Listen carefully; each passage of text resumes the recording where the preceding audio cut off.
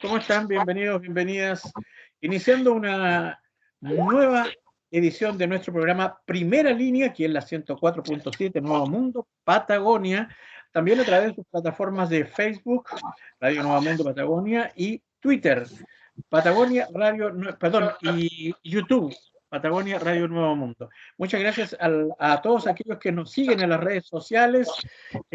Algunos saludos importantes para un nuevo auditor ahí que ya se ha sumado a nosotros, con Guillermo de Armas Pérez, que ha sido un fiel seguidor en estas últimas semanas, que él vive en la comuna de Santiago, tengo entendido. Saludos cordiales para él. También para todos aquellos que han comenzado a seguirnos a través de las distintas plataformas aquí en Nuevo Mundo. Tenemos hoy día a nuestros panelistas habituales. Ya está en pantalla Sebastián Aranda. ¿Cómo estáis, Sebastián?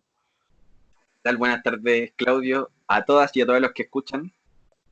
También está junto a nosotros, acabo de leer su última columna en El Siglo, don Fernando Bamonde, sobre el individualismo, pero tiene otro título, ¿eh? Hola, don Claudio. Fernando. Hola. ¿Cómo están? Oye, al iniciar que me pidieron un saludo de una fiel auditora, de un gran saludo y un beso a Isidora. Ah, sí, también se lo debemos y nos sumamos entonces.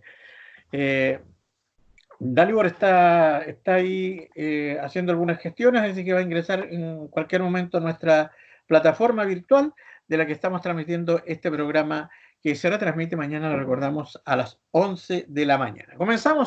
Arrancamos con el análisis internacional. Entonces, hay algunas situaciones importantes que están sacudiendo a la administración de Trump en Estados Unidos. Ha recibido una lluvia de críticas de prácticamente todos los países de la ONU por este anuncio que hizo de quitarle el financiamiento norteamericano a la Organización Mundial de la Salud en medio de esta pandemia.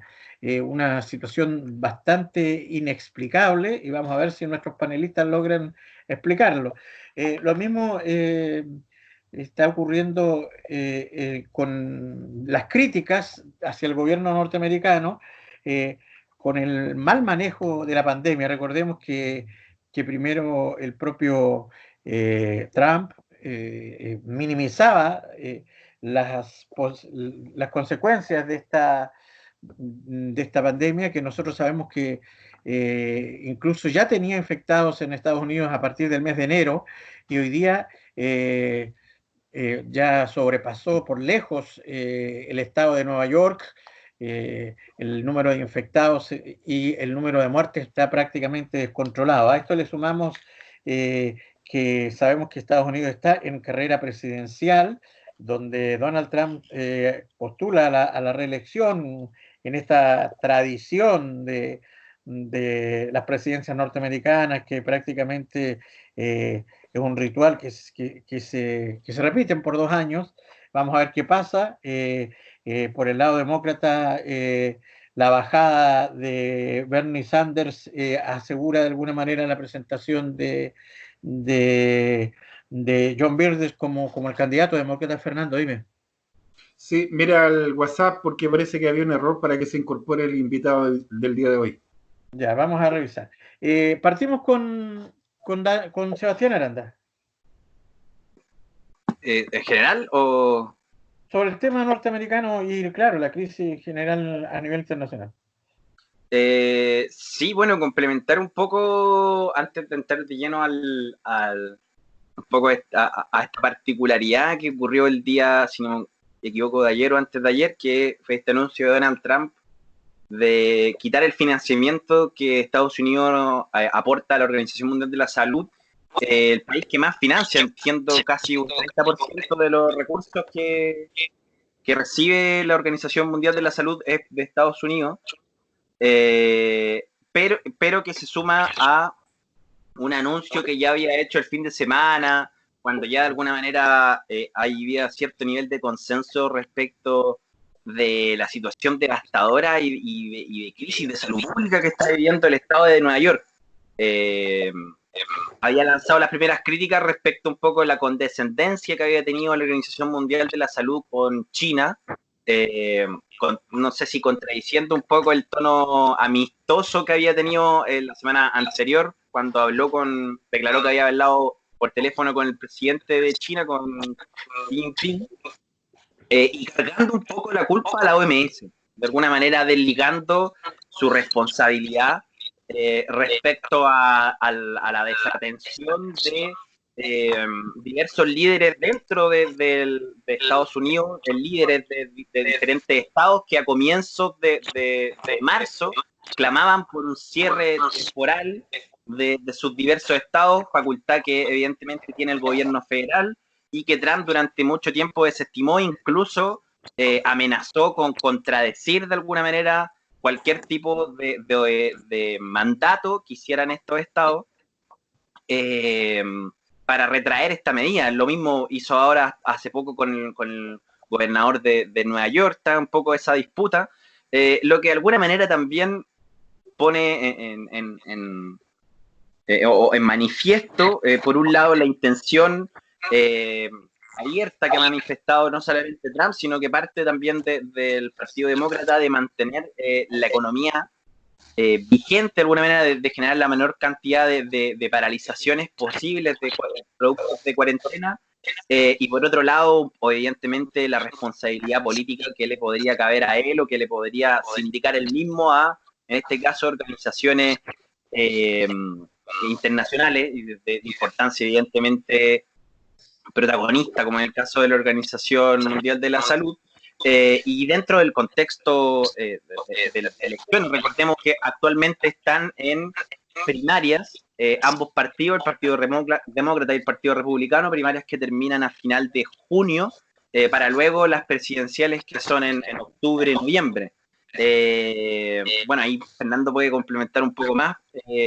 Yo creo que la bajada un poco de Bernie Sanders también puede explicarse en parte por la coyuntura que actualmente está viviendo Estados Unidos, que ya es el país por bastante, casi duplicando al segundo país, que es Italia, con más contagiados, también manteniendo una cantidad de muerte abismante que ya supera, que ya está alcanzando casi la mitad de las muertes a nivel global, y eso evidentemente tiene una repercusión política que todavía está en desarrollo. Fernando Bamonde, sobre la situación del gigante norteamericano y su incidencia en esta crisis mundial. Sí, bueno, hay que señalar también que hay una postura histórica dentro de la política norteamericana respecto al aislacionismo, y eso implica el comportamiento de Estados Unidos durante las dos guerras mundiales, que interviene tardíamente y que se incorpora luego de hechos muy puntuales. De alguna u otra manera, esa derecha norteamericana intenta, a través de la figura de Donald Trump, de replicar este aislacionismo y dar cuenta de un sector político en el país del norte que es anti-globalización, no anti-neoliberal, pero sí anti-globalización, lo cual explica también que parte del mensaje de Trump ha sido aislarse o separarse de los organismos multilaterales como Naciones Unidas, y hoy día la disputa que está enfrentando con China de criticar las orientaciones que dio en su momento la Organización Mundial de Salud para aplicar, y de alguna manera el archivo expiatorio de Trump y la administración y su administración para enfrentar la pandemia, culpa a la Organización Mundial de Salud. Y esto pone nuevamente en tabla la disputa que Trump ha establecido con China. Paralelamente, este país, que no está reconocido por Naciones Unidas ni tampoco por la Organización Mundial de Salud, se acopla a los dichos de Trump, que estoy hablando de Taiwán, y lo que reconfigura también el escenario internacional frente a la situación de crisis que está viviendo el planeta en estos momentos. Y esto también se explica por cierto nivel de nacionalismo que está allá en Europa a propósito de las recetas para paliar no solamente la crisis sanitaria, sino también los efectos colaterales que está afectando a Europa. Y revive las fuerzas nacionalistas en distintos territorios y países europeos. Así que se explica dentro de este marco también lo que está ocurriendo en Estados Unidos.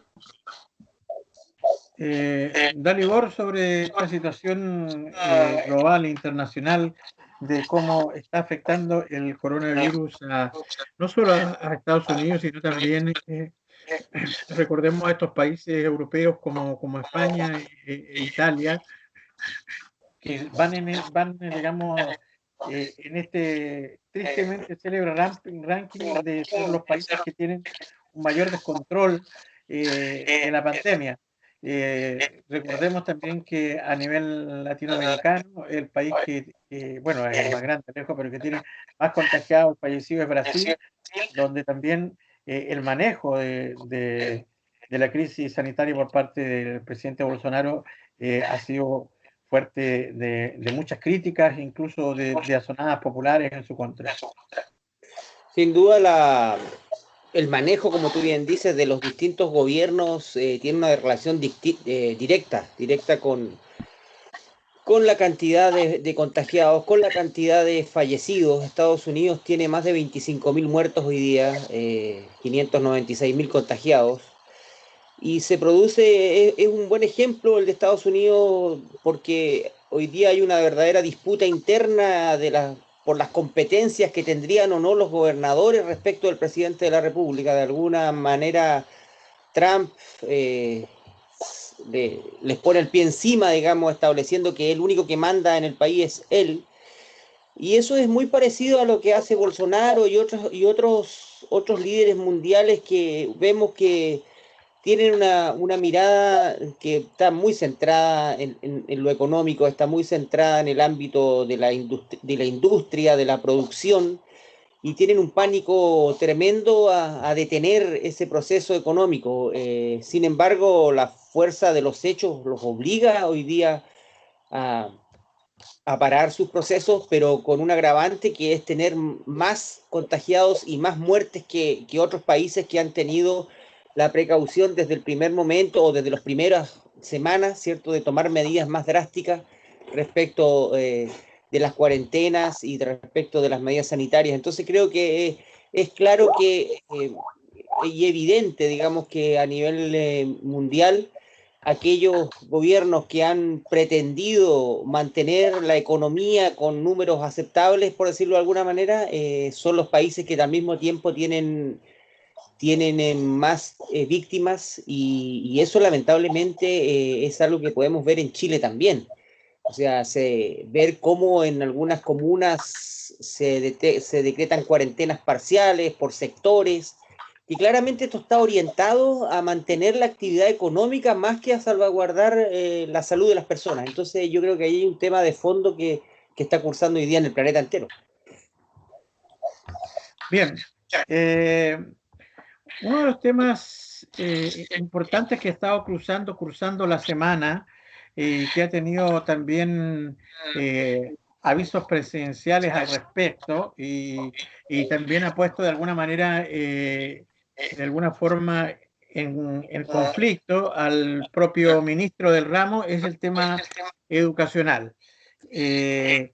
Nos referimos a las declaraciones que a principios de semana ha hecho el ministro Figueroa, Ricardo Figueroa, un poco desdiciéndose de sus declaraciones de principio de marzo, porque a principios de marzo, recordemos, Figueroa había dicho y había insistido en que en este esquema de que primero son las clases, perdón, el inicio de las vacaciones durante estas 2 semanas, que son lo que se está viviendo ahora, se supone, y que el 27 tendría que ser el regreso a clases. Y él insistió diciendo en que las clases presenciales iban a comenzar sí o sí el día 27 el día 27 de marzo, perdón, de abril. ¿Ah? Sin embargo, en una entrevista en Televisión Nacional, él como que empieza a mediatizar de alguna manera estas declaraciones, diciendo que la responsabilidad de la vuelta presencial a clase por parte de los estudiantes era del Ministerio de Salud, era de la Autoridad sanitaria, y que entonces se iba a revisar de alguna manera este ingreso o no ingreso a clases, y aparece haciendo algunas declaraciones que tienen un grado de preocupación,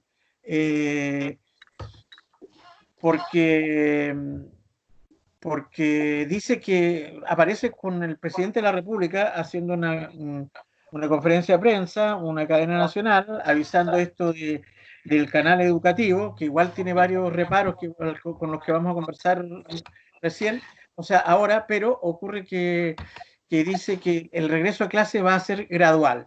Uno entiende de que esto va a ser en algunas comunas sí, en otras comunas no, y es altamente preocupante esto, porque nosotros sabemos, los que trabajamos en el ámbito de la educación, que es complicado, que es complejo un regreso a clase en medio del pic de la pandemia. Es imposible cuando gran parte de los estudiantes, que son más de 3 millones en Chile, son niños, y pedir que los niños no tengan un contacto físico en los recreos, que no se toquen, que no jueguen, que no se tironeen. Las mismas salas de clase, nosotros sabemos, no están diseñadas para mantener esta distancia social de 1 metro.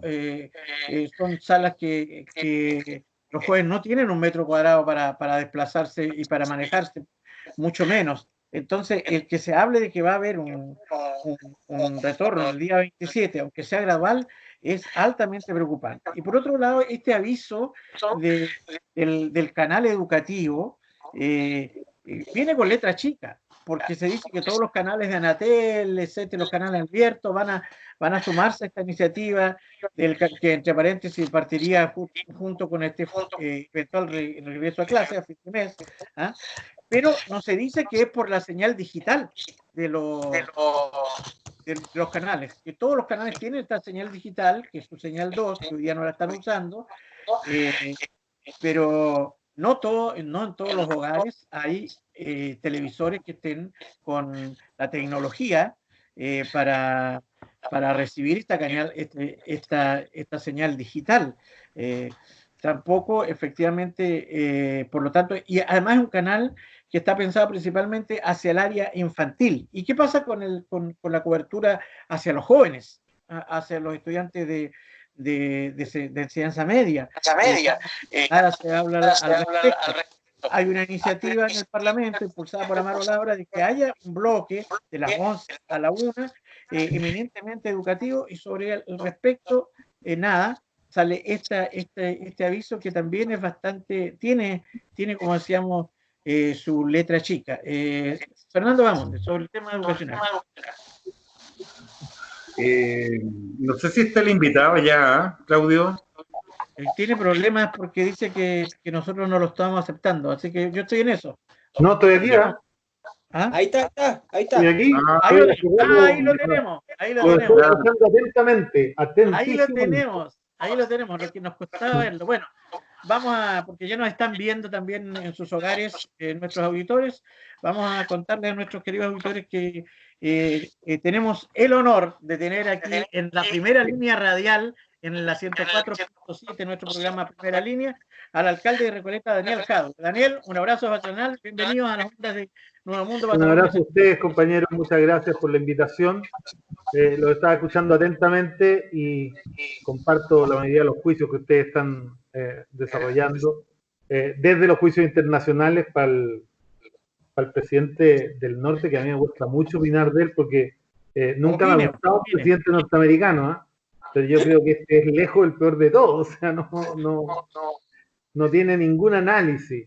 Ahora tratando de echarle la culpa a la OMS de su arrogancia y de su ineptitud, que parece brutal, ¿no? Pero bien, pues aquí estoy. Un abrazo a todos y a todos los que nos están escuchando y mirando a través de la radio. Gracias, Daniel.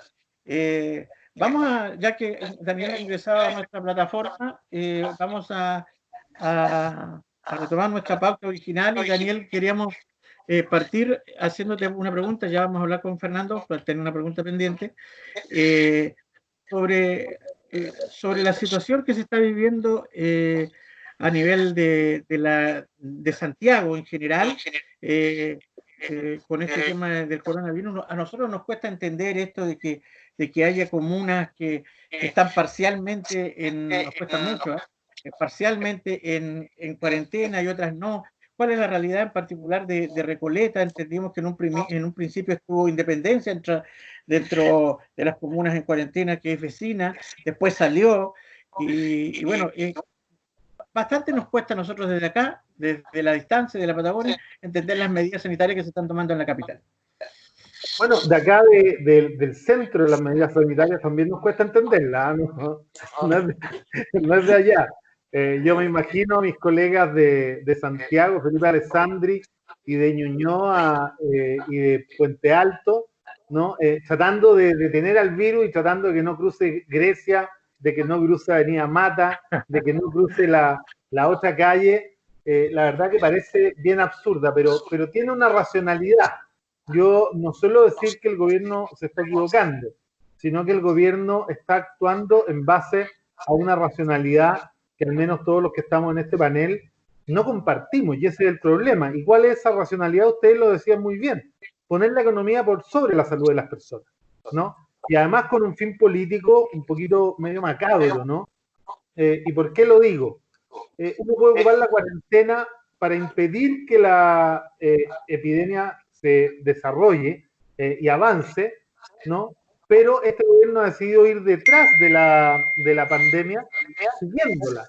Entonces, suben los casos allá, ponemos cuarentena allá, bajan los casos allá, bajamos la cuarentena allá, sube allá, lo subimos acá, en términos de ser un gobierno absolutamente reaccionario y conservador, porque está haciendo todo lo posible por tratar de parar lo menos posible al país, pero además con un sesgo. ¿Por qué? Todos hemos visto cómo se concentra la gente para ir a buscar los remedios, para ir a comprar al supermercado, y uno inmediatamente se pregunta, bueno, pero si podían quedarse abiertos los supermercados, ¿por qué no se podían quedar abiertos los pequeños locales de barrio que los atienden sus propios dueños? A veces son pequeñas unidades de subsistencia económica familiar, que además habría permitido desconcentrar la oferta y consiguientemente también la demanda para que no se armaran colas en un solo punto. Y cuando uno se entera de que los supermercados de Pullman, por ejemplo, han subido 52% sus ventas y que la pequeña y mediana empresa está con la soga al cuello porque no puede abrir, uno verdaderamente entiende la racionalidad, que además de ser una económica, es con un sesgo de privilegiar a las grandes empresas. Por ejemplo, este paquete que le están dando a las pequeñas y medianas empresas. Ustedes saben que a la tasa que está dando el Central La Plata, le va a poder subir una tasa básica, todos los bancos, para cubrir sus gastos operacionales.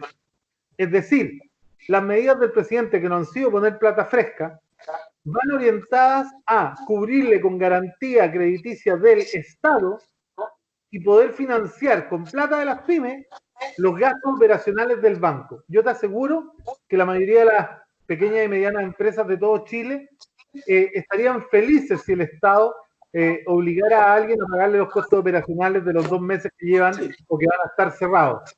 Los bancos lo van a poder hacer y vamos a pagar los que están necesitados, los que están quebrados, los que necesitan salvarse, le van a pagar para poder salvarse los costos operacionales a la banca, lo que a mí me parece brutal. Pero además tenemos un gobierno que ya decidió dejar morir a los que tienen enfermedades de base y son mayores de 60 años. No quiere tratamiento, es más. Hoy día nos enteramos de que el remedio que estaba recomendando el ministro de Salud acaba de matar a 11 gallos de los que estaban haciéndose los estudios en el extranjero. Y sin embargo, se niegan, con el mismo criterio, a echar el interferón. Entonces, uno mira y tiene un sesgo político, y cuando uno empieza a mirar y escucha hoy día que el ministro Mañalich, con un desparpajo brutal, dice primero que todos nos vamos a enfermar, o sea, él espera que los 18 millones de chilenos se infecten. Si los chinos hubieran pensado lo mismo, imagínense 1.500 millones de personas infectadas, pues, ¿no? Pero además dice que la pandemia va a durar 2 años. Yo creo que lo que el ministro está haciendo es sacando la cuenta de cuánto le queda al gobierno Piñera, que estaba en el suelo, no tenía relato, no tenía programa, no tenía proyecto, y va a tratar de hacer durar la pandemia el mismo tiempo que le queda al gobierno Piñera para poder estar todos los días, ¿no?, salvando en una operación salvataje brutal al gobierno hasta el último día, 11 de marzo del 2021. Entonces, uno no entiende, pero cuando uno empieza a analizar, entiende que tiene una racionalidad la toma de decisiones que es bastante macabra y bastante discutible. Vamos a darle la palabra a nuestros panelistas para que le puedan también plantear sus inquietudes al alcalde Daniel Jadwe. Fernando Bamonde. Bueno, desde Punta Arenas saludar a Daniel Jadwe, alcalde de Recoleta. Hola, Fernando. Y agradecerle la presencia en este programa. Alcalde, dos cosas. Bueno, se ha dicho hasta la saciedad que esta pandemia, esta crisis, sumada a la crisis social que el 18 de octubre en adelante no hace otra cosa que desnudar el modelo económico-social en materia de salud pública, en materia laboral, en materia social, en el sistema financiero. Entonces, ahí nosotros tenemos la mala fortuna, si se puede decir de esa manera, de además tener un mal gobierno, porque con el modelo económico, que es una cuestión estructural, tenemos un poder ejecutivo, un jefe de gobierno, un jefe de Estado que no hace otra cosa que aprovechar las circunstancias, como bien dice usted, para sostenerse en el poder estos 2 años que quedan hasta el 11 de marzo del 2022. Entonces, dos preguntas frente a esto. Uno, en lo inmediato, políticamente, ¿cuál es la salida? En circunstancias que también hemos visto una oposición muy fragmentada. En segundo término, alcalde, por otro lado, parte del modelo económico y social, hemos visto en términos políticos administrativos esta colisión entre el poder central y lo que han sido la vida de las 345 comunas, donde transversalmente, independientemente a la línea política, al sector político que pertenecen a algunos alcaldes, se han alzado contra el gobierno central. Entonces, la segunda pregunta es, ¿nos desafía esto en términos políticos administrativos? Y si podemos vislumbrar ahí alguna propuesta de transformación del Estado y lo político administrativo y el rol que deben cumplir en una nueva constitución los municipios. Daniel Jadwe. Respecto a lo primero, yo creo que ya nadie tiene duda que los efectos de la pandemia, y además en nuestro país en particular, porque los efectos de la pandemia son a nivel mundial, y los efectos de la Revolución de Octubre en nuestro país, ponen de manifiesto, y quizás los únicos que todavía no lo tienen claro son los que están gobernando hoy día en la moneda, de que el modelo neoliberal aquí murió, ¿no? O sea, y esto no solo en Chile. Cuando tú ves a un Macron diciendo que la pandemia lo único que ha demostrado es que la sanidad tiene que salir del ámbito del mercado y que tenemos que volver a construir un Estado fuerte, con un estado de bienestar social que pueda asegurar, ¿no?, una sociedad modestamente acomodada, como dicen los chinos, para todos y todas, independiente del lugar que ocupen en la estructura económica, porque aquí va a haber algo mucho más radical y duro. El progreso, ¿no?, y el salto tecnológico están reemplazando trabajadores todos los días. Hoy día acaban de instalar, gracias a esta pandemia, el teletrabajo, y cada día van a ir desapareciendo más empleos. Entonces, la pregunta del millón es, bueno, ¿y qué vamos a hacer con la gente que no sea necesaria para el sistema y para el desarrollo del aparato productivo en 10 años más? ¿Quién los va a mantener? ¿No? Entonces vamos a tener que avanzar hacia otras formas de organizarnos y efectivamente vamos a tener que avanzar hacia otras formas de comprender no solo la sociedad y la economía. Y en esto lo que tú decías de la distribución o la redistribución del poder entre el Estado central y los gobiernos locales va a ser un tema central. Hoy día el Estado central, y se ha visto en esta pandemia, trata a los alcaldes como enemigos internos más que como socios estratégicos. Nos oculta la información, no nos dice absolutamente nada, nosotros nos enteramos igual que todo el mundo, los alcaldes, ¿no?, que administramos territorios, igual que todo el mundo por la tele, en este informe, o por la radio, en ese informe diario de los avances de la pandemia, y no sabemos nada más. No nos llegan los recursos. Todas las ayudas que el Estado entregó, que son muy buenas, digamos, se hicieron a costa de los presupuestos municipales sin suplementar la plata que nos quitaron. Estoy hablando de los permisos de circulación, de la licencia de conducir, de las contribuciones, además de la baja en los costos operacionales. Y cuando tú miras los últimos 7 años de historia, y ves que los gobiernos locales han podido resolver problemas que el Estado central no resolvió en 25 años. Hablo de la farmacia popular, de la óptica popular, de la universidad abierta, del centro de audiología, ¿no? Hablo de la inmobiliaria popular. Tú dices, bueno, vamos a tener que pensar un Estado donde los municipios se transformen en verdaderos gobiernos locales, le quiten atribuciones al nivel central y aumenten su autonomía, sus atribuciones, ¿no? Y sus recursos.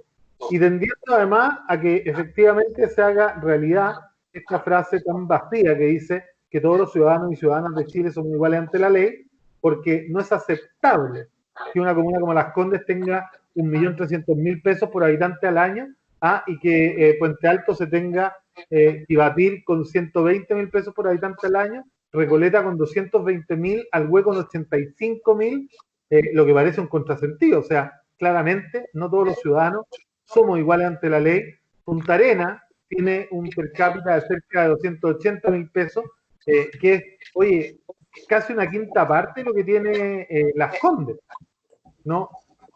O sea, es brutal. Aquí, en la discusión constitucional que viene, vamos a tener que discutir claramente un nuevo rol para los gobiernos locales, para las regiones, y discutir la regionalización, y además discutir cuánto poder podemos quitarle al Estado central y al presidente de la República, que hoy día parecen dueños de fondo más que presidente de la República. Estamos en Nuevo Mundo, Patagonia 104.7, conversando con el alcalde Daniel Jadwe en nuestro programa Primera Línea. Don Sebastián Aranda, tu pregunta para el alcalde Jadwe. Buenas tardes, compañero alcalde. Buenas tardes. No, mi pregunta va un poco dentro de la misma línea que dice Fernando. Uno ve que actualmente hay una tensión efectiva entre los municipios y el gobierno central respecto de cómo enfrentar actualmente la pandemia.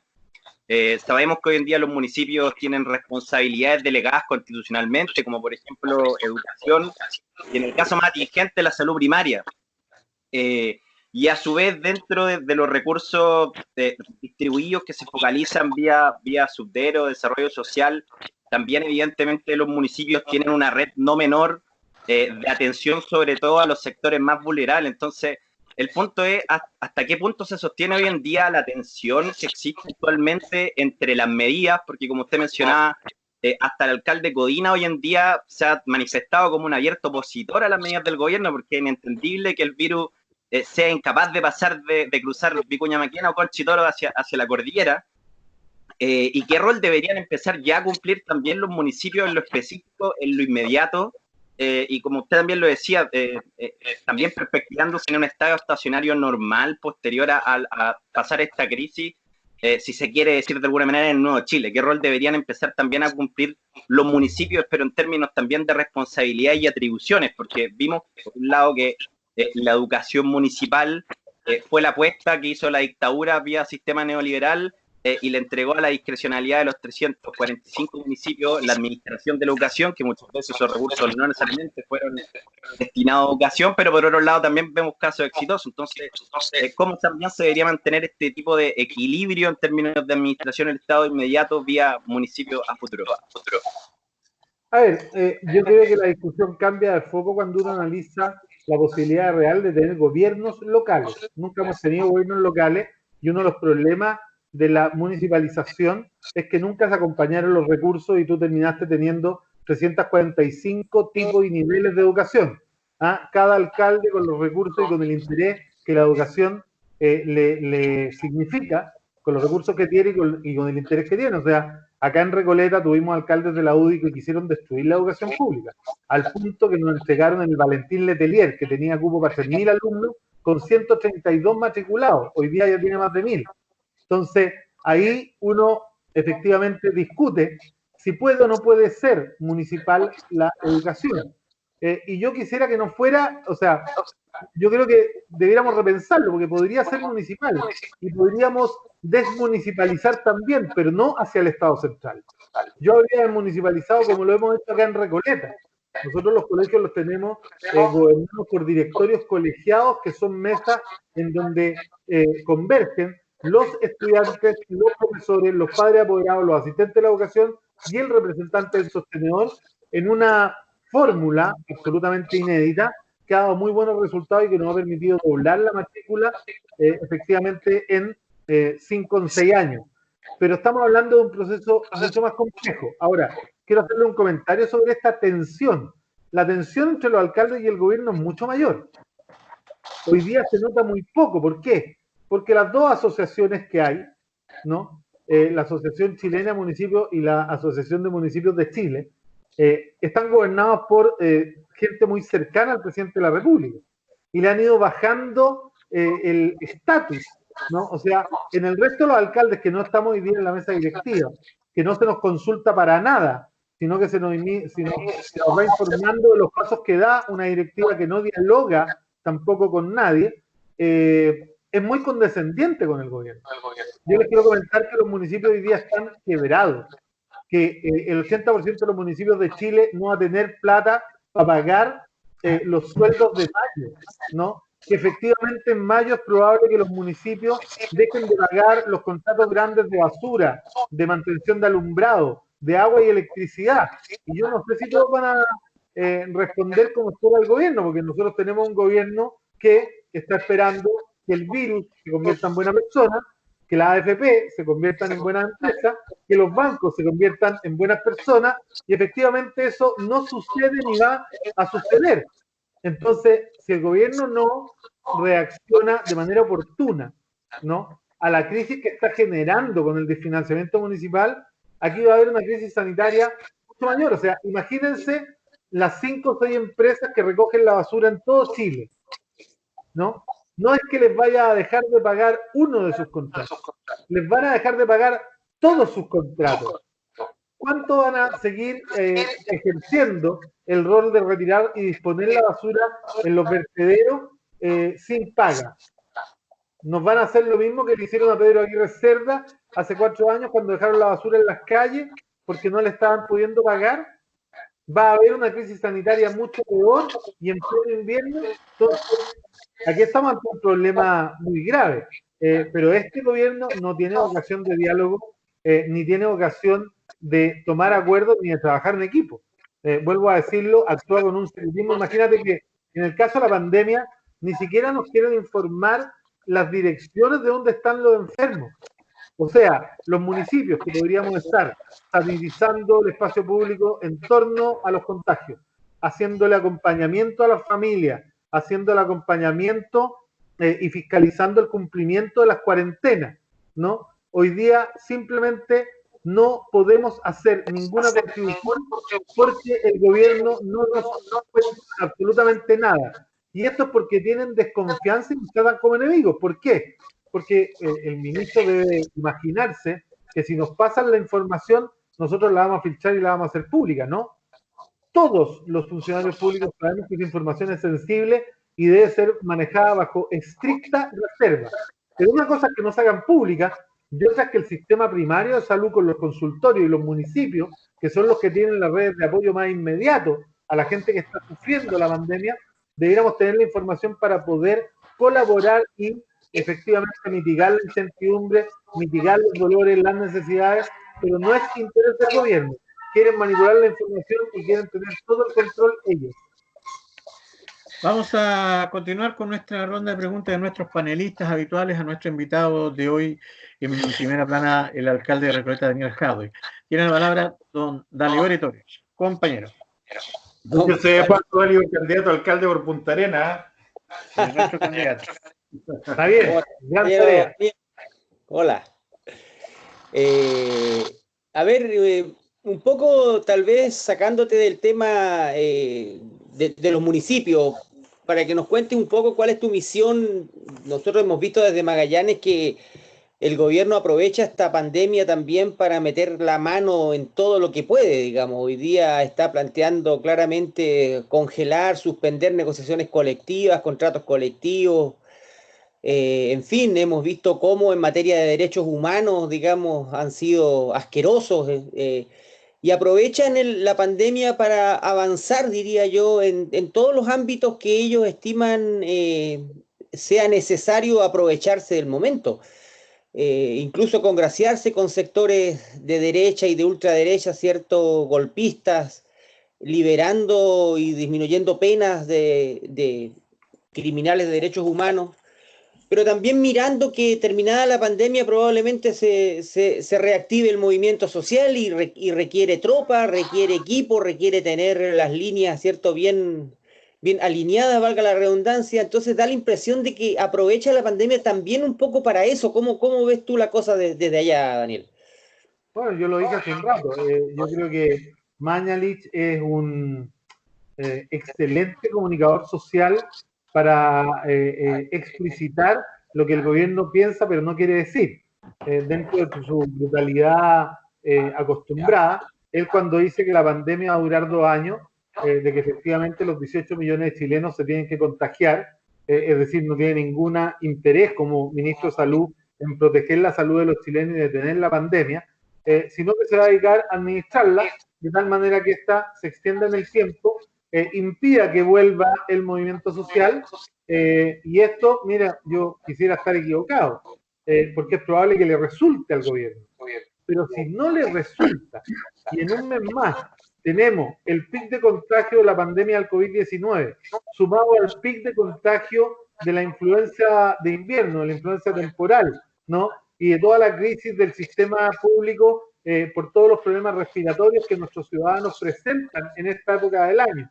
Y empieza a colapsar el sistema y se nos empieza a morir mucho más gente. Yo les quiero recordar que hace 1 semana y media atrás el ministro Mañalich se jactaba de tener la tasa de letalidad más baja de América Latina porque estaba en 0,33. Bueno, hoy día está en casi 1,2% de los enfermos y ya nos vamos acercando rápidamente a la media del 2%.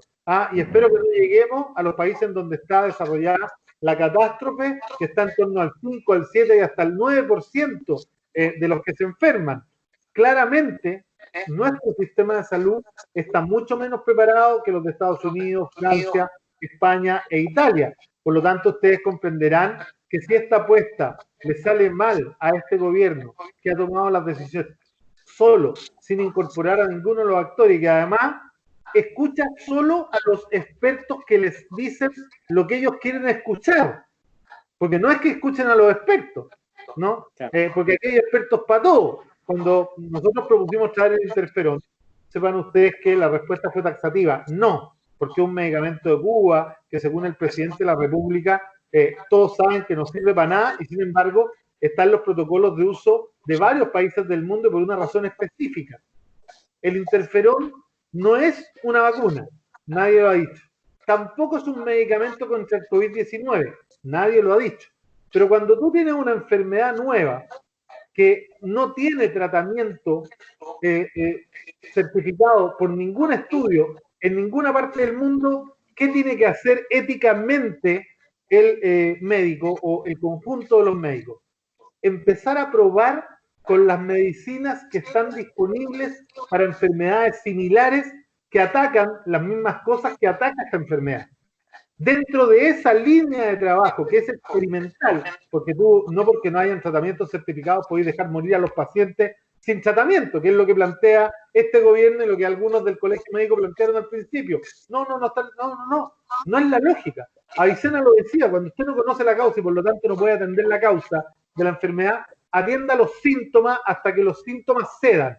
Y por lo tanto, cuando tú tienes una enfermedad que daña el sistema inmune nativo de la persona, ¿bajando qué? Bajando los interferones. Bueno, en el resto del mundo se le ponen interferones para aquellos que tienen el sistema inmune debilitado puedan pasar la enfermedad y mejoren su pronóstico. O sea, a todas esas personas que ustedes escuchan, no, mira, se murió porque tenía más de 60 con enfermedades de base, en el resto del mundo les dan interferón cuando no tienen ninguna de las contraindicaciones que tiene el interferón, ¿no? Para tratar de mejorar el pronóstico y no desecharlos. Pero parece que en este país se tomó la decisión de desecharlo con la brutalidad de que el ministro de Salud dice no al interferón porque no está demostrado que sirva para nada, pero él propone la hidrocloroquina que acaba de matar a 11 personas y que tampoco tiene en el mundo ningún estudio que demuestre que sirve para esto y que tiene contraindicaciones tan rudas como poder matar a las personas que se la suministran. Por lo menos no sabemos de ningún muerto que haya muerto por interferón. Entonces, ahí tú ves no solo la determinación de utilizar la pandemia desde el punto de vista político, sino que además el sesgo, en donde ocupan un criterio para lo que les conviene y el criterio completamente opuesto para lo que no les conviene ni les gusta. Yo lamento que este gobierno no esté comprometido con salvar las vidas de los más débiles y de los que están con enfermedades de base y son mayores de 60, que podrían tener una vida mucho más larga si este gobierno quisiera darles tratamiento en vez de negárselo. Bien, estamos conversando en este programa Primera Línea aquí en 104.7 Nuevo Mundo Patagonia, junto al alcalde Daniel Jadwe y nuestros panelistas estables Fernando Bamonde, Dali Boleterovich y Sebastián Aranda. Compañero Daniel, hoy día, dentro de su discurso, Mañalich otra vez se va en picada contra los alcaldes y asegura que cuando piden cuarentenas totales no saben del daño que están hablando. Por otro lado, yo quiero tomar este aspecto que si tú me puedes aclarar, ¿qué pasa al final con esta famosa mesa social por el COVID que se instaló donde habían solo algunos alcaldes, con la presencia del colegio médico, de algunos, incluso el expresidente del colegio médico, algunos académicos, rectores de universidades y otros sectores sociales, pero que finalmente, al parecer, quedó en eso, en la partida como de caballo inglés, en mucha propaganda. Y finalmente, hoy día, desde el mismo colegio médico, Cachichi dice que prácticamente en esta mesa no les consultan nada, los dejan a un lado. Y un gran tema ahí está, y tú lo tocabas, me gustaría si se pudiera profundizar en aquello, es sobre el manejo de información que tiene el gobierno en relación a los datos reales. A ver, lo primero es que el gobierno hizo una jugada comunicacional cuando armó la mesa social. Invitó a actores supuestamente representativos del mundo de los alcaldes, del mundo social y del mundo de los colegios profesionales, en este caso el colegio médico, y esa jugada comunicacional le salió mal, porque en la medida que en la primera reunión logró ordenarlo a todos, ¿no? Recuerdo que en la primera reunión salió la presidenta del colegio médico a decir que daba por superada todas las diferencias con el ministro. Lo mismo pasó con los alcaldes, en Germán Codina, digamos que por ser del sector, a pesar de ser permanentemente acusado de díscolo, se ordenó y se alineó con el gobierno y cesaron las críticas, ¿no? Cesaron las críticas porque hubo un compromiso de colegiar las decisiones. Pero a poco andar, los actores invitados se dieron cuenta de que no había ninguna intención real de colegiar nada. Y por lo tanto empezó a perfilarse la mesa y hoy día fue sencillamente dejada de lado porque tenemos un gobierno que no le interesa escuchar, no tiene disposición de escuchar, no solo hoy día con la pandemia, no ha tenido disposición de escuchar en el año y medio que llevan de gobierno, por lo tanto no hay nada efectivamente que nos pueda sorprender. Está gobernando el mismo que no supo escuchar desde el 18 de octubre hasta que empezó la pandemia al movimiento social.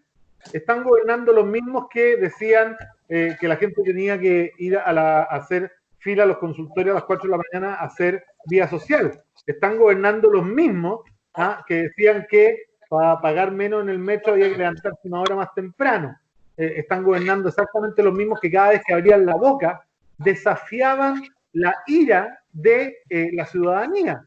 Y por lo tanto esto no ha cambiado. Solo tenemos que entender que la pandemia le ha dado un nuevo relato y un nuevo aire al gobierno, porque hoy día tiene un gobierno que, bien o mal, todos tenemos nuestra opinión, está tratando de salvar a los chilenos y por lo tanto ha recuperado parte de su electorado de manera tan burda que imagínate que hoy día celebran porque tienen un 14% de aprobación. Yo nunca vi nada más patético que un gobierno celebrando subir del 6 al 14% de aprobación en una de las encuestas que son un poco más creíbles, no vamos a hablar de las que paga el presidente. Claro. Bueno, vamos a ir a nuestra última ronda de preguntas aquí en nuestro programa Primera Línea. Don Sebastián, no, Fernando Bamonde. Sí, mira, preguntarle a Daniel respecto a que la crisis tiene múltiples caras, pero políticamente esto nos sitúa estrictamente en términos políticos estamos frente a una frontera histórica. O sea, lo que resulte de esto va a marcar un antes y un después de la sociedad chilena. Y políticamente, te insisto, ofrece muchas oportunidades, pero también muchas amenazas de lo que pueda ocurrir a futuro. Y en eso pedirte un poco un análisis dentro de las amenazas, más que una oportunidad, el rol que ha ido cumpliendo la oposición o aquellos que se autodenominan de oposición. Y ahí estamos frente a una situación bastante crítica. Daniel. A ver, es que yo ahí tengo una opinión quizás más crítica que la que tú comentas. ¿Por qué? Porque hay gente que se supone que está en la oposición, pero que no es de oposición, ¿no? Nosotros como Partido Comunista hemos dicho que queremos la unidad social y política más amplia para seguir transformando Chile. Eso planteábamos hasta que la ADC dijo que con los comunistas no iba a ninguna parte nunca más. Y después el Frente Amplio dijo, no, nosotros queremos camino propio porque queremos perfilar nuestra propia identidad. Y los socialistas con los PPD y con los radicales hicieron convergencia progresista. Entonces los que estábamos abogando por la unidad de todo el mundo, quedamos solos y nos miramos para el lado y estaban los regionalistas verdes, los progresistas y hoy día todos los que se salieron del frente que cada día es menos amplio, digamos, ¿no? Y que se ha ido perfilando como una parte más de la socialdemocracia en Chile, y estamos como estamos, pero varios de ellos se sienten mucho más cómodos cooperando con este gobierno que estando con los comunistas. Por lo tanto, yo no hablaría de oposición, porque además aquí el lenguaje va creando realidad y el lenguaje también nos tiende a algunas trampas. ¿A qué me refiero? Cuando uno habla de solo dos posiciones, gobierno y oposición, vuelve a binominalizar el sistema político chileno. El sistema político chileno ya no va a ser binominal nunca más y por lo tanto nos vamos a tener que acostumbrar a que acá no hay solo dos partes, hay tres partes a lo menos, y quizá puede haber cuatro, porque también la derecha hoy día está dividida. Recuerden que hace poco José Antonio Kast definió que él también se pasaba a la oposición, hace como 2 semanas, con los republicanos, que de republicanos solo tienen el nombre, digamos, porque son lo más fascista y lo más odioso que ha conocido la historia de Chile en el último tiempo, ¿no? Yo me encantaría preguntarle a esos que corrieron a abrazar a Bolsonaro para decir qué será su líder, su imagen a seguir, su ejemplo a seguir, y que hoy día yo creo que ya no quieren ni acordarse de esas fotos abrazados que se sacaban con él, pero claramente la derecha está dividida, ¿no? El gobierno, miren, la derecha está dividida en dos, entre los que son de gobierno y los que no son de gobierno. La derecha del gobierno está dividida en dos, los que tienen vocación de diálogo y los que no tienen vocación de diálogo, que siguen siendo pinochetistas, que son la UDI. Y la oposición está dividida en los que somos nomás. No hay una oposición, ¿no? Y esto va a ser un camino largo que además va a pasar con un resultado tan estrepitoso como incierto en las próximas municipales.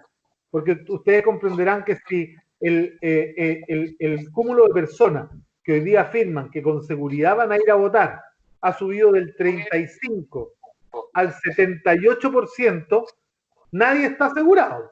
Solo los que tengan una muy buena gestión. Y todos los otros van a ser defenestrados. Entonces la derecha, con los dueños de los medios de comunicación masivos, están encontrando en esta pandemia una oportunidad de efectivamente reimpulsar y recuperar un relato. ¿Por qué cambiaron la fecha de la elección de alcalde para abril y no la dejaron en octubre? ¿Saben por qué? Porque la derecha no se imaginaba a sus alcaldes haciendo campaña para su reelección y al mismo tiempo por el rechazo. Se exponían a perder a todos los alcaldes de Chile, entonces estaban ante la obligación de separar las dos elecciones para que tratar de detener el cambio constitucional no les pasara la cuenta perdiendo todas las alcaldías de Chile.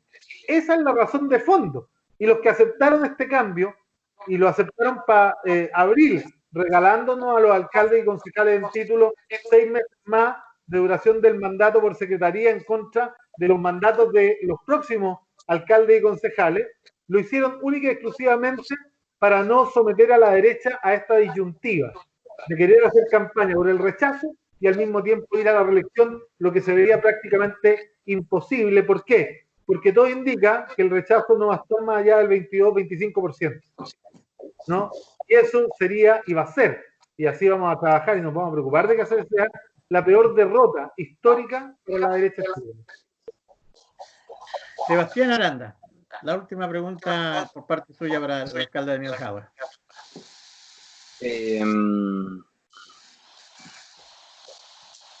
Mira, respecto como de los posibles escenarios, la verdad es que, como se mencionaba, igual hoy en día estamos en una etapa en donde recién está poniéndose a prueba el sistema de atención de urgencia o de cama respiratoria. Hay comunas en donde la situación está desbordada, lamentablemente, como Punta Arenas, y otras en donde recién se está iniciando y es donde se han focalizado estas medidas de cuarentena y de prevención.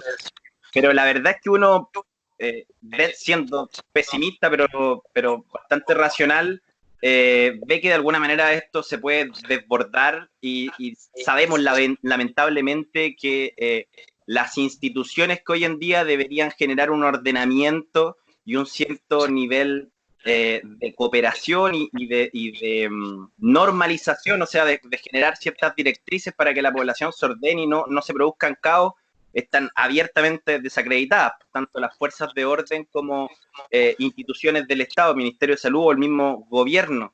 ¿Hay alguna posibilidad de alguna salida más o menos institucional a esta especie de crisis social política que se avecina, o tenemos que de alguna manera empezar a ver cómo lamentablemente ciertos sectores o ciertos lugares de la población van a estar en una realidad quizás mucho más crítica de lo que vemos en Italia, en donde no solamente hay una gran tasa de morbilidad y de mortalidad, sino también situaciones desbocadas de saqueo y de descontrol como en el sur de Italia? A ver, mira, yo quisiera estar profundamente equivocado y quisiera por única vez en mi vida que este gobierno tuviera la razón. El problema es que no estamos hablando de equivocarse o de tener la razón, estamos hablando de matrices de pensamiento, matrices ideológicas que te hacen tomar decisiones fundamentadas en premisas que sustentan tu actuar, ¿no?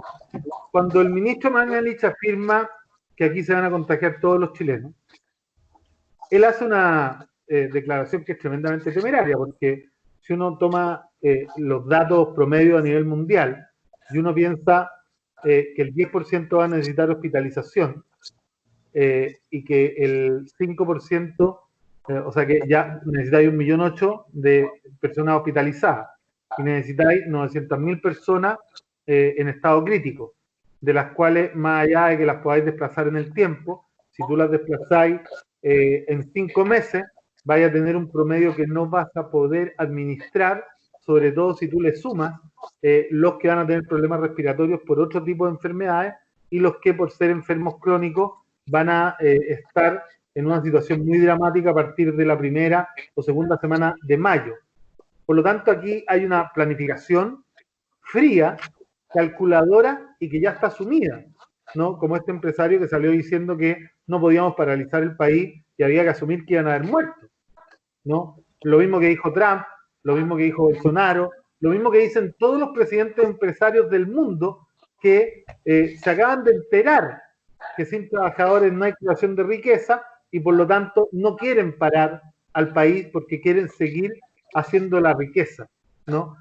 Y esto es bastante lamentable porque no es que estén viendo qué hacer, no, aquí hay un plan absolutamente claro, conciso, de proteger la riqueza, de proteger la economía, de además no cargarle a la riqueza que se ha acumulado en los últimos 30 años el costo de esta crisis, porque eso hubiera significado, por ejemplo, salir a poner un impuesto a la riqueza temporal por un año que te habría permitido recaudar toda la plata que necesitamos para abordar esta crisis, pero no, se prefiere hacer cosas como lo que se hizo con la banca.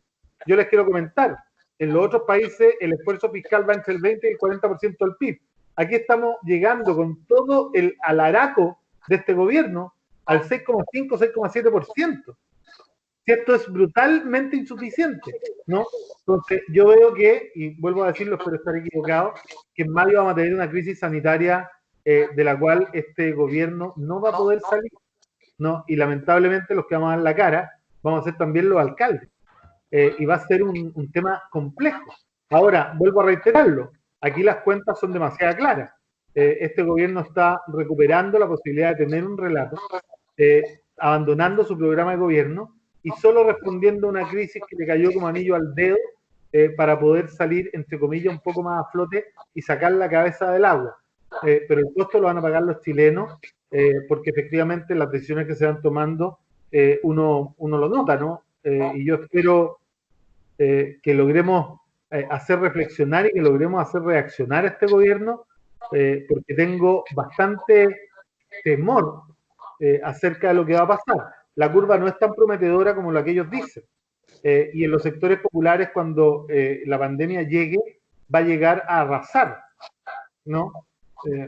Yo ahí miro con bastante preocupación el futuro cercano.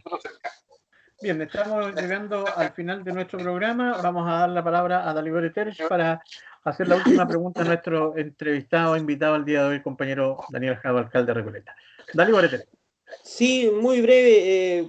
Más que nada preguntarle a Daniel, producto de la construcción del municipio de Recoleta en estos años, yo entiendo y conversábamos largamente cuando estuviste por estas tierras, la posibilidad que había de generar organización, en el fondo lo que hoy día conocemos como movimiento social, ¿cierto? Pero hacerlo carne y partícipe del municipio, y crear nuevas estructuras y nuevas instancias de participación y abrir los colegios, en fin, generar distintos ámbitos de participación de la comunidad. ¿Cómo eso tú ves que ha servido hoy día? ¿Te ha servido a ti como municipio? ¿Te ha servido a ti como alcalde en medio de la pandemia? Porque aquí en Magallanes y en Punta Arenas particularmente, las organizaciones sociales se quejan de que nadie los escucha, de que el alcalde toma decisiones, pero nunca les pregunta a los vecinos. Los médicos sacan cartas quejándose, pero el hospital les responde con otra carta diciéndole que en el fondo todo lo que está diciendo no es cierto. Entonces están viendo visiones los médicos que están en el hospital. Las trabajadoras del aseo del hospital, de cocina, de alimentación, de lavandería, se quejan, pero hay desmentidos permanentes que eso no es así. Entonces hay una desconexión acá clara entre lo que es la realidad y la autoridad local. Yo creo que a ti no te pasa eso por la construcción que han hecho en estos años, no sé si me equivoco. Claramente no. Nosotros tenemos, es más, aquí la situación es completamente al revés. Los primeros en reaccionar han sido las organizaciones sociales. Se han acercado ellos al municipio a plantearnos lo que quieren hacer. Y lo que han conseguido es que el municipio les dé sustento para que hagan lo que quieren hacer. Voy a dar algunos ejemplos. Tenemos a todas nuestras emprendedoras y artesanas haciendo mascarillas que hemos empezado a regalar en la comuna, con la ayuda, el trabajo de ellos y con financiamiento mixto entre donaciones de empresas y municipal. Estamos haciendo ollas comunas en los distintos barrios de tal manera de poder llevarle a los vecinos que están en cuarentena alimentación todos los días. Pero además estamos sanitizando con los vecinos los lugares de atención. Estamos distribuyendo los medicamentos a domicilio a partir de las unidades de atención de salud que están en los barrios. Entonces, a diferencia de otras comunas, yo aquí de lo único que no me puedo quejar es de nuestras organizaciones sociales, que no solo tienen todo el apoyo del municipio, sino que además trabajamos en conjunto de manera cotidiana, permanente y sistemática. No nos ha pillado en una situación de ausencia de diálogo, como en muchas otras partes. Acá efectivamente el diálogo ha sido fluido, y tenemos no solo el respaldo también de ellos, sino que además la colaboración. El Partido Comunista en particular ha desarrollado un trabajo maravilloso. Estamos llamando con la ayuda de los dirigentes sociales a más de 1000 personas diarias para hacer seguimiento de las cuarentenas en sus casas, de los sospechosos, y estamos llamando a todos los adultos mayores, efectivamente, para ver cómo están, y se les llaman 2 o 3 veces al día, de tal manera de tener monitoreado y poder anticipar los efectos que estamos viendo. Estamos haciendo una especie de hospitalización domiciliaria, es decir, cuando tenemos gente que necesita hacer hospitalización, le hemos puesto catres clínicos en sus casas, con todo lo que requieren para poder llevar esta enfermedad y dotar a esas casas de condiciones mejores para poder llevar adelante el aislamiento. Entonces, efectivamente, creo que hemos tenido hoy día la alegría de poder ver que esa construcción de casi 7 años y medio, ha dado fruto en una comuna completamente viva, completamente consciente, completamente solidaria, que yo creo que es la que de una u otra manera también nos ha ayudado a tener a raya la epidemia, porque tenemos mucha gente muy consciente, tenemos mucha gente que es completamente distinto a estos puntos negros de la comuna, como el Tirso Molina, entre comillas, no porque el Tirso Molina sea un punto negro, sino que porque ahí se da una situación especial generada por el mismo gobierno. Imagínense que este gobierno decreta cuarentena en Santiago y en Independencia, que son dos comunas colindantes con nosotros. Entonces, toda la gente que trabajaba en la calle, en vía pública, de Santiago y de Independencia, ¿qué hacen? Se vinieron todos a Recoleta. Y efectivamente tienen un desastre en términos de ordenamiento y de foco de contagio, pero no para la gente de Recoleta, porque la gente de Recoleta, que está en la zona norte, no va a la zona sur a comprar, pero ahí van todos los de Santiago, muchos de Independencia, algunos de Recoleta, y viene gente de otras partes, a la Vega Central, ¿no? Y por lo tanto, ahí tenemos conflictos, pero en el resto de la comuna, en donde está la organización comunitaria, en donde vive el 95% de los recoletanos y recoletanas, tenemos una relación y una comunicación bastante fluida con nuestros vecinos. Muy bien, nosotros también hemos tenido la alegría de tener a nuestro compañero Daniel Jadwe acá. ¿Algo me iban a decir ustedes, no, chiquillos? ¿No? No. Aquí en los micrófonos de Nuevo Mundo queremos agradecerle una vez más que se haya dado el tiempo de compartir con nosotros y con nuestros auditores de aquí en la Patagonia, y bueno, ojalá nos podamos volver a encontrar en otra oportunidad. Daniel, muchas gracias por estar con nosotros en nuestro programa. Muchas gracias a ustedes por la invitación y espero que nos volvamos a encontrar cuanto antes, no solo a través de la red y de este tipo de conversaciones, sino que además en vivo y en directo cuando los vuelva a visitar, una vez que esta crisis pase y las cosas se empiecen a normalizar. Le mando un abrazo gigante a todos y a todas quienes nos están escuchando y viendo, y muchas gracias por la invitación. Luego me cuentan los comentarios, los detalles de bambalinas. Acá lo vamos a estar esperando. Un abrazo para usted también, compañero. Chao, Fernando.